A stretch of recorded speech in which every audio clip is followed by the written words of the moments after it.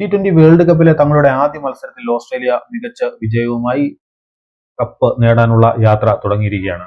നമുക്കറിയാം ഓസ്ട്രേലിയയുടെ ചില മുൻനിര താരങ്ങളൊക്കെ വേൾഡ് കപ്പിൽ നിന്നും പുറത്താണ്. എന്നാലും അയർലൻഡിനെതിരെ ആധികാരികമായി തന്നെ വിജയിക്കാൻ ഓസ്ട്രേലിയക്കായി. ആദ്യം ബാറ്റ് ചെയ്ത ഓസ്ട്രേലിയ 20 ഓവറിൽ 6 വിക്കറ്റ് നഷ്ടത്തിൽ 182 റൺസാണ് അടിച്ചത്.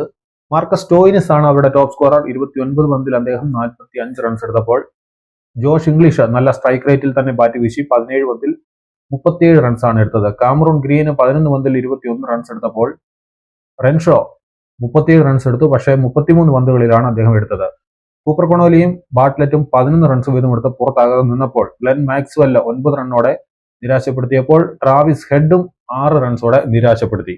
മാർക്ക് അഡയാർ 4 ഓവറിൽ 44 റൺസ് വഴങ്ങി അയർലൻഡിന് വേണ്ടി 2 വിക്കറ്റുകൾ വീഴ്ത്തി. മറുപടി ബാറ്റിംഗിൽ ഓസ്ട്രേലിയയുടെ ശക്തമായ ബൌളിംഗ് നിരക്കെതിരെ അയർലൻഡിന് വേണ്ടി പിടിച്ചു നിന്നത് ജോർജ് ഡോക്രൽ മാത്രമാണ്. 29 പന്തിൽ അദ്ദേഹം 41 റൺസ് നേടി. ടക്കർ 24 റൺസ് നേടിയെങ്കിലും അദ്ദേഹത്തിന് 27 പന്തുകൾ വേണ്ടി വന്നു. റോസ് അഡയാർ 9 പന്തിൽ 12 റൺസ് എടുത്തപ്പോൾ മാർക്ക് അഡയാർ 6 പന്തിൽ 12 റൺസ് എടുത്തു.